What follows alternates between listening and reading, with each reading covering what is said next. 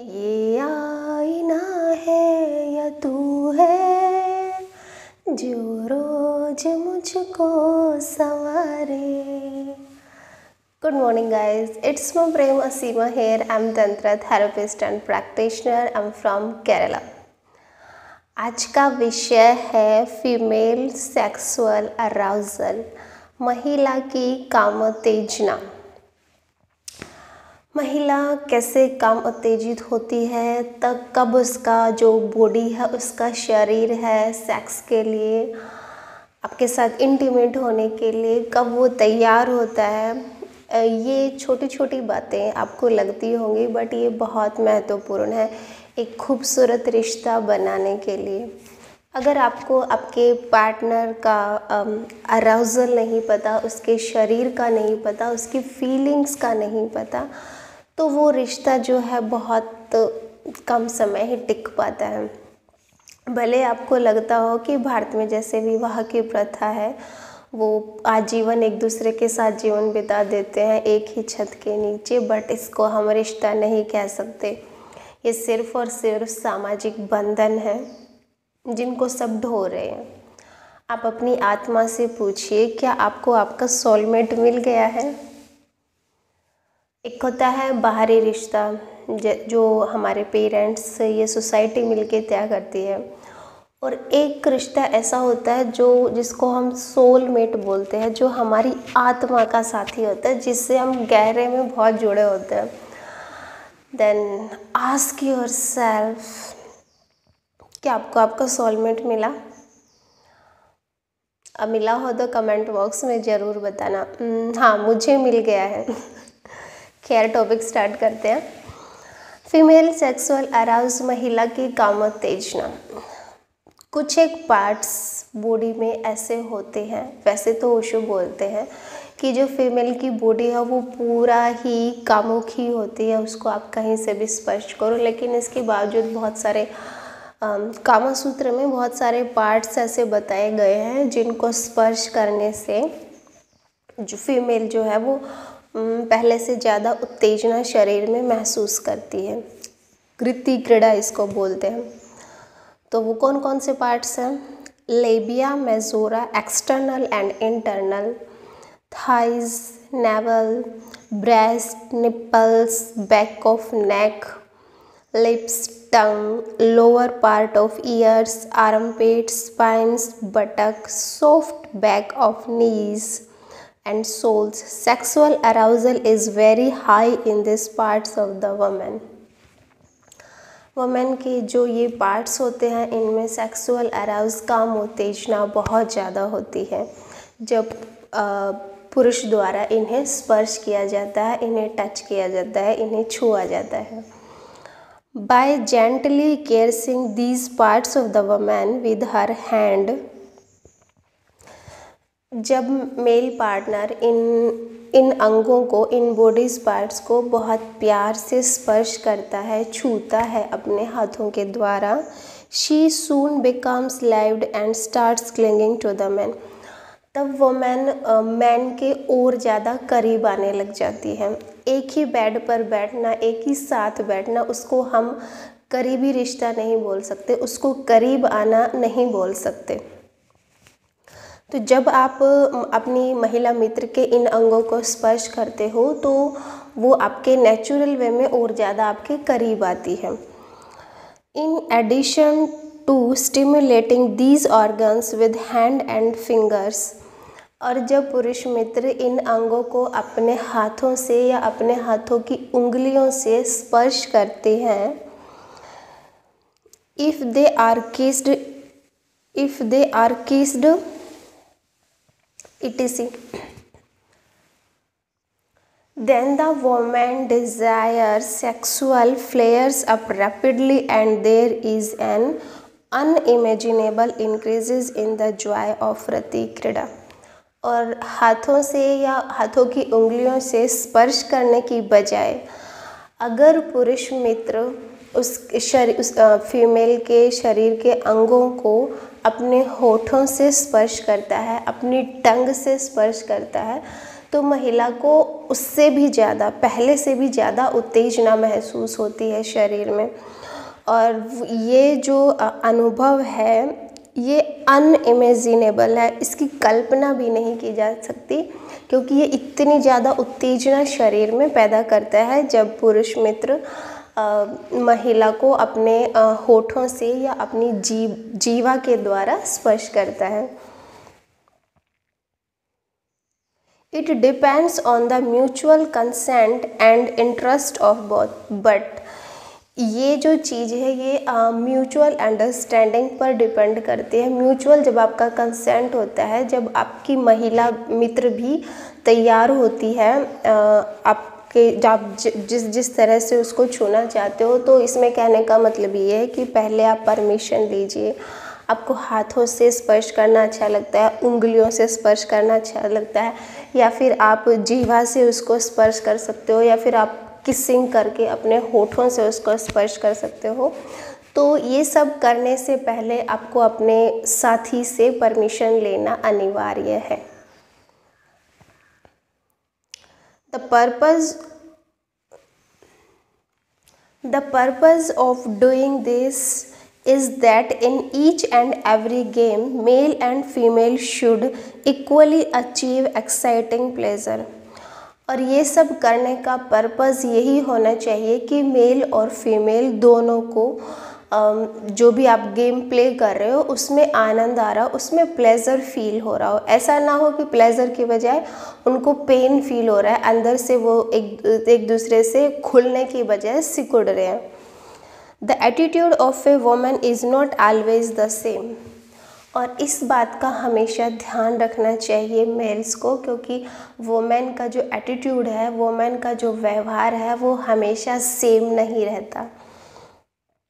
If on some day he is mentally or physically upset and shows unwillingness to play, then she should don't any kind of with him। तो अगर वो कभी ऐसा भी समय आता है जब उनको चिड़चिड़ापन फील हो रहा हो, वो अपनी अनिच्छा जाहिर कर रही हो पार्टनर के साथ सेक्सुअल रिलेशनशिप बनाने के लिए, फिज़िकल एक्ट के लिए, तो इस बात को समझना चाहिए, बजाय कि ज़ोर ज़बरदस्ती करके आप अपने पार्टनर के साथ रिलेशन बना रहे हो। बहुत सारा मतलब टाइम ऐसा होता है जब वो अपसेट होती है, वो उदास होती है, या वो फिज़िकली तैयार नहीं होती। ये कुछ फिज़िकल इशू हो सकते हैं, कुछ मेंटली इशू हो सकते हैं। तो हर समय तो हमारी फीलिंग एक जैसी नहीं होती ना, वो बदलती रहती है। तो ये चीज़ें पार्टनर को समझनी चाहिए। Even in normal condition, a woman should engage in sex play only after she is fully erected। जब फीमेल पार्टनर अलाउ ना करे, वो आपको सहमति ना दे, तो पुरुष को चाहिए कि वो अपनी मनमानी ना करे। साधारणतः आमतौर पर महिला जो है वो सेक्स प्ले को ज़्यादा प्रेफर करती है बजाय के पेनिट्रेशन के। और जब वो फुली इरेक्टेड हो जाती है, फुली कामुक हो जाती है, तभी पुरुष को आगे बढ़ना चाहिए। Even if the women agree early for sex. कई बार होता है कि महिला जो है वो अपनी अभिव्यक्ति खुलकर नहीं कर पाती, क्योंकि हमारा जो भारतीय समाज है ना, उसकी वहाँ पर औरतों की परवरिश, उनकी बचपन से कंडीशनिंग ऐसी होती है कि वो उसके भीतर क्या है वो खुलकर अपने पार्टनर को नहीं बता सकती। और पुरुषों की भी ठीक सेम कंडीशन ऐसी ही होती है, कंडीशनिंग इस तरह ही उन्हें बड़ा किया जाता है जन्म से ही, कि वो मतलब ज़बरदस्ती अपना अधिकार समझते हैं। एक बार जब विवाह हो जाता है पत्नी के ऊपर, तो वो अनुमति लेना जायज़ नहीं समझते। उन्हें ये लगता है कि हाँ मेरी वाइफ है तो मैं सब कुछ कर सकता हूँ उसके साथ। बट ये जो चीज़ है, ये जो आपकी नैतिकता यहाँ पर झलकती है, इस पर आपको, इसके प्रति आपको थोड़ा अवेयर होने की ज़रूरत है। भले आपका विवाह हो चुका हो, लेकिन फिर भी वो एक जीता जागता इंसान है, उसकी अपनी प्राइवेसी है, उसका अपना पर्सनल व्यक्तित्व है, जिसको समझने में, जिसको खुलने में बहुत समय लगता है। ऐसा नहीं है कि उसने विवाह कर लिया और वो उसी टाइम आपके साथ ओपन हो जाती है। थोड़ा समय लगता है। पहले आप भावों के द्वारा उससे जुड़िए, पहले बातचीत कीजिए, सॉफ्ट कॉर्नर एक अपने हार्ट में रखिए ताकि वो आपकी तरफ अपना हाथ बढ़ा सके, अपना शरीर बढ़ा सके, आपको बता सके कि किस टाइम वो कामुक है और किस टाइम वो अपसेट है, किस टाइम वो अनिच्छा जाहिर कर रही है। इतना आप लोगों को समझना चाहिए। साधारणतः महिला सेक्स के लिए अगर जल्द राजी हो भी जाती है, लेकिन वह जल्द ही इस हरकत से अपना मन नहीं बनाना चाहती। पुरुष जो है वो हमेशा जल्दबाजी में रहते हैं। पुरुषों को ये लगता है कि बस जल्दी जल्दी काम शुरू करो और जल्दी से उसको समाप्त करो, बट महिलाओं के साथ ऐसा नहीं होता।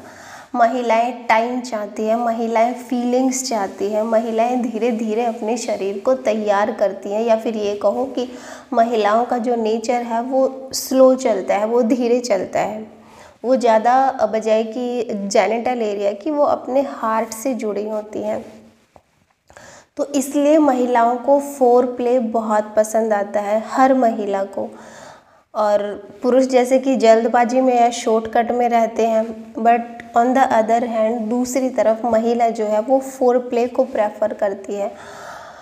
फोर प्ले और अगर पेनिट्रेशन को चुना जाए तो 90% लेडीज़ को ऑर्गेज़म के लिए पेनिट्रेशन की ज़रूरत नहीं होती, वो ओरल सेक्स प्रेफर करती है, उन्हें फोर प्ले में मज़ा आता है। और फोर प्ले क्या होता है? किसिंग करना, टचिंग करना, हगिंग करना। तो ये छोटी छोटी चीज़ें आप अपनी महिला मित्र को गले लगा सकते हो, आप उसके शरीर के बॉडी पार्ट्स की तारीफ़ कर सकते हो, उसके हेयर्स की, उसकी आइज़ की, उसके नोज़ की, उसके लिप्स की, उसके ब्रेस्ट की, उसके सारी चीज़ों की, या फिर जो भी उसका टैलेंट है आप उस टैलेंट की तारीफ़ कर सकते हो। अगर वो खाना अच्छा बनाती है या फिर जॉब जैसे करती है, या उसका दोस्तों के साथ व्यवहार कैसा है, ऐसी बहुत सारी चीज़ें, या फिर पर्सनली जो आपको उसमें पसंद आता हो, तो आप एक बेड पर बैठकर पहले अपनी महिला मित्र से बात कीजिए। जब वो कंफर्ट हो जाए तभी आप आगे बढ़िए, जब वो परमिशन दे उसके बाद ही आप अपने आप को थोड़ा सा आगे बढ़ाइए। अब फोर प्ले में ये चीज़ें, बहुत सारी चीज़ें हैं जो आपको सीखनी चाहिए।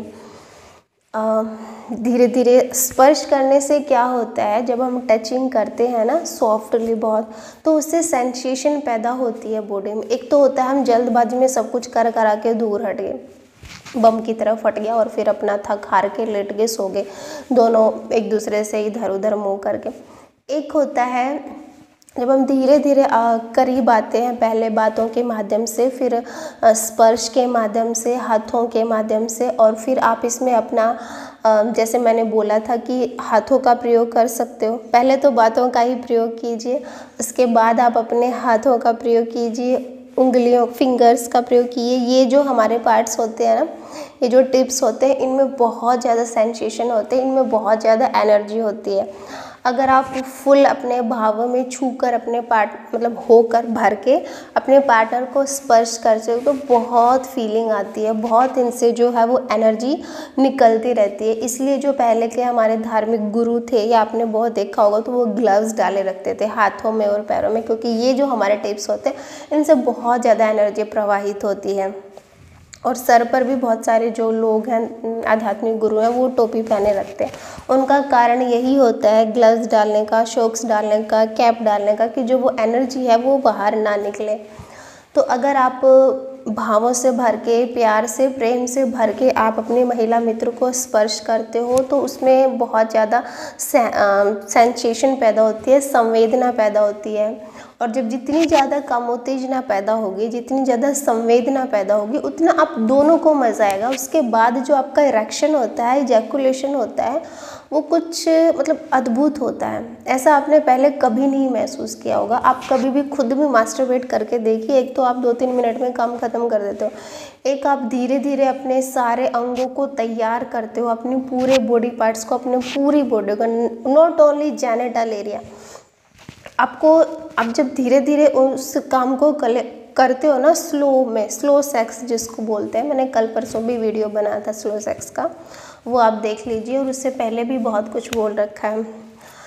तो जब हम स्लो सेक्स करते हैं तो इसका यही मतलब होता है कि एक तो हमारा सारा शरीर पूरा काम उत्तेजित हो जाता है, तो उसके बाद जो ऑर्गेज़म उपलब्ध होता है वो अपने आप में बहुत वंडरफुल होता है। और जो हमें ये शिकायत रहती है ना कि सेटिस्फेक्शन नहीं मिलता, सेटिस्फेक्शन नहीं मिलता, तो वो सेटिस्फेक्शन नहीं मिलता, इसका यही कारण है कि आप हर चीज़ में जल्दबाजी करते हो। आप चलो ठीक है, दिन भर के काम में आप सोचते हो कि शॉर्टकट मार लूँ, जल्दी जल्दी काम निपटा दूँ, पर ये बहुत गंदा, बहुत गलत, बहुत नेगेटिव प्रभाव डालता है जब आप बेड पर भी इतनी ही जल्दबाजी करते हो।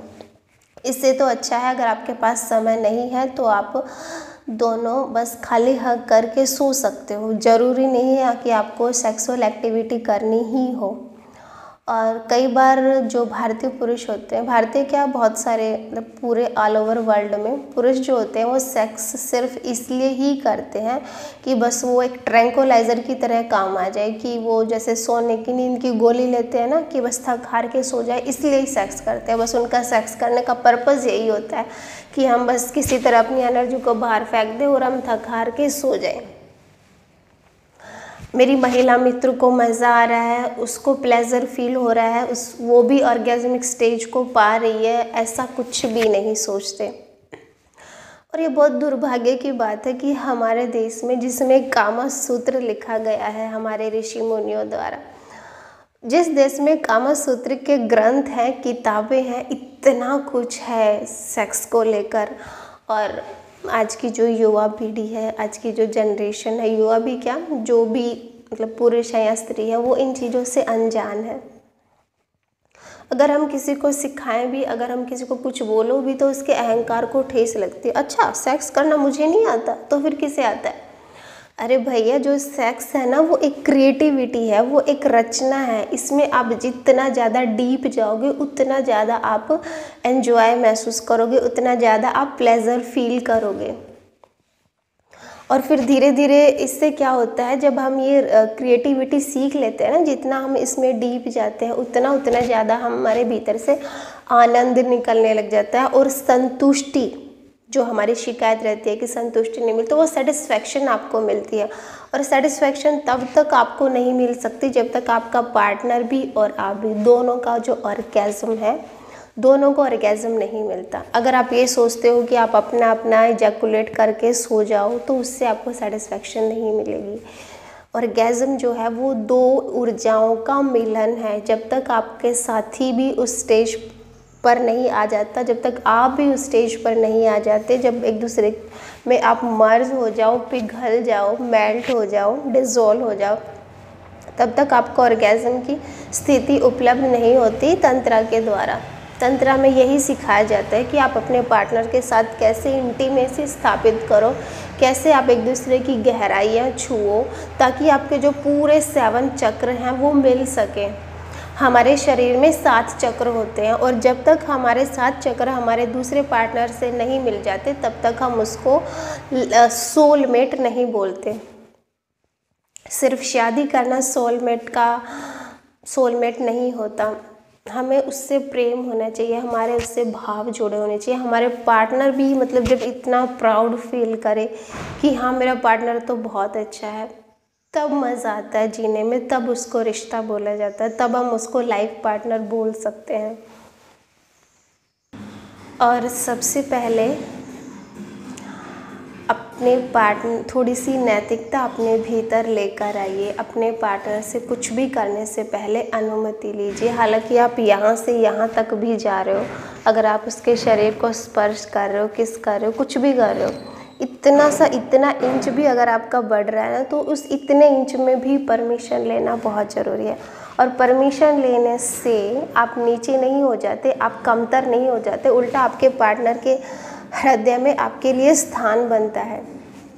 वो आपके और ज़्यादा करीब आती है, वो आपको और ज़्यादा मतलब समर्पण भाव उसके अंदर आता है। और जितना समर्पण भाव दोनों में होगा, उतना ज़्यादा आप लोगों का जो रिश्ता है वो मजबूत बनेगा, वो गहरा बनेगा। तो जितना ज़्यादा हो सके अपने रिश्ते को, अपने सेक्सुअल एक्ट को समय दीजिए। और दूसरा, आपका जो बेडरूम है उसको एक डेकोरेशन वे दे सकते हो, उसमें आप छोटी छोटी चीज़ों से उसको सजा सकते हो। ऑनलाइन बहुत सारी चीज़ें मिल जाती है। इससे क्या है, अब जैसे हम मंदिर में जाते हैं ना तो हमारे भाव बदल जाते हैं, हम मतलब आध्यात्मिकता में या मेडिटेटिव स्टेज में या श्रद्धा से भर जाते हैं। ऐसे ही हर जगह का, हर रूम का ऑरा होता है। अगर आप अपने बेडरूम को बहुत सुंदर सा सजाते हो तो वो आपके पार्टनर को और आपको दोनों के लिए बेनिफिट होगा, दोनों के लिए फ़ायदेमंद होगा। इसलिए कोई ऐसी जगह, ऐसा रूम चूज़ कीजिए जहाँ पर दिन भर में आप ना जाते हो, बट जब आपको, जैसे हम प्रार्थना करने के टाइम मंदिर में प्रवेश करते हैं ना, ऐसे ही तंत्रा में भी बहुत सारे रिचुअल्स होते हैं, बहुत सारी चीज़ें हम आप लोगों को सिखाते हैं कि कैसे कैसे आप माहौल बनाइए। पहले तो बाहर का माहौल बनाइए, उसके बाद आपका भीतर का जो माहौल है वो एक हार्मनी क्रिएट हो जाती है दोनों की। और जब तक बाहर का और भीतर की और आपके पार्टनर की और आपकी हार्मनी नहीं बनती, तब तक रिश्ता अच्छे से नहीं बन सकता। आई होप आज का टॉपिक आप लोगों को पसंद आया होगा। अगर कोई भी आप लोगों के सवाल है तो आप कमेंट बॉक्स में रख सकते हो, और कोई भी अगर आपकी राय है तो वो भी आप बेझिझक रख सकते हो। और 25 तारीख से कैंप होने जा रहा है मेरा, तो 3-4 दिन में वीडियो नहीं बनाऊंगी, उसके लिए मैं आप लोगों से क्षमा चाहती हूँ। और थैंक यू सो मच आज का वीडियो सुनने के लिए। और जो लोग मुझसे जुड़ना चाहते हैं तो वो डिस्क्रिप्शन बॉक्स में मेरे टेलीग्राम्स की लिंक हैं ग्रुप्स की, वो आप फ्री में ज्वाइन कर सकते हो। टेलीग्राम ऐप आप इंस्टॉल कर लीजिए और वो जितने भी ग्रुप है लिंक दिया हुआ है, वहाँ से आप जुड़ सकते हो। और एक और मेरी आप लोगों से छोटी सी मतलब कहना है, प्रार्थना है कि आप सीधा कॉल ना करें मुझे। जो भी आप लोगों के सवाल हैं या तो फिर आप कमेंट बॉक्स में रखो, मैं चेक कर लूँगी। और अगर आपको व्हाट्सएप पे या टेलीग्राम पे पर्सनली मैसेज करना है तो ऑडियो या टेक्स्ट के माध्यम से आप अपना सवाल रख सकते हैं। और उसके बाद थोड़ा धैर्य रखें, थोड़ा इंतज़ार रखें। मैं वो आपके लोगों के मैसेज पढ़ लूँगी और फिर आप लोगों को टाइम दे दूँगी कॉल के लिए। अगर कॉल करने जैसा कुछ हुआ तो सीधा आप लोग कॉल ना बजाएं, पहले आप प्लीज़ अपॉइंटमेंट ले लें कॉल के लिए व्हाट्सएप पे या टेलीग्राम पे, उसके बाद ही कॉल करें जब मैं आप लोगों को समय दूँ। बेवजह बिना समय आप टाइम कॉल कर देते हो, इससे मैं भी डिस्टर्ब होती हूँ और आप लोगों की कॉल भी वेस्ट जाती है क्योंकि मैं अच्छे से बात नहीं कर पाती। तो प्लीज़ कॉल ना करें, उससे पहले आप अपॉइंटमेंट ले लें, उसके बाद ही कॉल पे बात करें। धन्यवाद।